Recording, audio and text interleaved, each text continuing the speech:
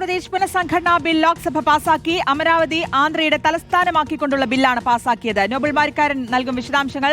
Nobel March 28-നാണ് Andhra നിയമസഭയിൽ പ്രമേയം പാസാക്കിയത്. അമരാവതി തലസ്ഥാനമാക്കിക്കൊണ്ടുള്ള. ഇപ്പോൾ ഇതാ അതിവേഗത്തിൽ ലോക്സഭയിലും.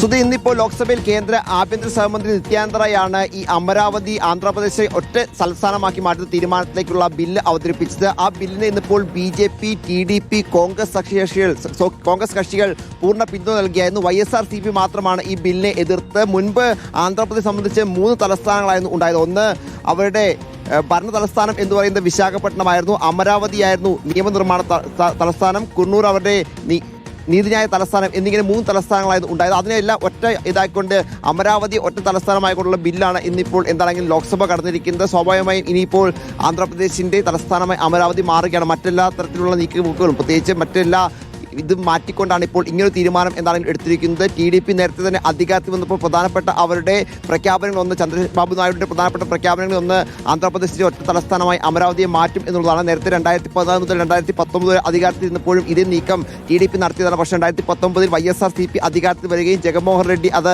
അംഗീകരിക്കാതിരിക്കുകയും ചെയ്ത സാഹചര്യം ഉണ്ടായിരുന്നു. വീണ്ടും ഇപ്പോൾ TDP അധികാരത്തിൽ വന്നപ്പോൾ അവർ മുന്നോട്ട് പ്രധാനപ്പെട്ട ഒരു വാഗ്ദാനങ്ങളിൽ ഒന്നായിരുന്നു അമരാവതിയെ ആന്ധ്രാപ്രദേശ് തലസ്ഥാനം ആക്കുക എന്നുള്ളത്. കേന്ദ്ര സർക്കാർ സഖ്യകക്ഷി കൂടിയായ TDP അതുമായി ബന്ധപ്പെട്ട സമ്മർദ്ദം ചെലുത്തുകയും അതിന് പിന്നാലെ ഇന്നിപ്പോൾ നിത്യാനന്ദ റായ് ഈ ബില്ല് കൊണ്ടുവരികയും അതിപ്പോൾ ലോക്സഭ പാസ്സാവുകയും ചെയ്തിരിക്കുന്നു. പ്രധാനപ്പെട്ട കാര്യം എന്ന് പറയുന്നത് TDP അതോടൊപ്പം തന്നെ കോൺഗ്രസ്, BJP എന്നീ കക്ഷികൾ ഈ നീക്കത്തെ പൂർണ്ണമായും പിന്തുണച്ചു.